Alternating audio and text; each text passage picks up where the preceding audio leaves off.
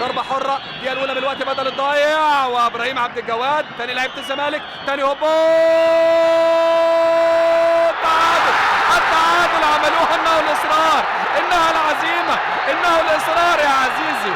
تيكت ايزي تيكت ايزي. عاد الزمالك يا عزيزي، عاد بالإصرار، عاد بالتحدي، رافعا شعار ما في حد أدي، ولكن بتروجيت تقدم ويعود الزمالك لترفرف الأعلام البيضاء في سماء المدينة الباسلة في السويس، ويعلن حسن مصطفى عن نفسه وعن أن الزمالك قادر على العودة. 1-1.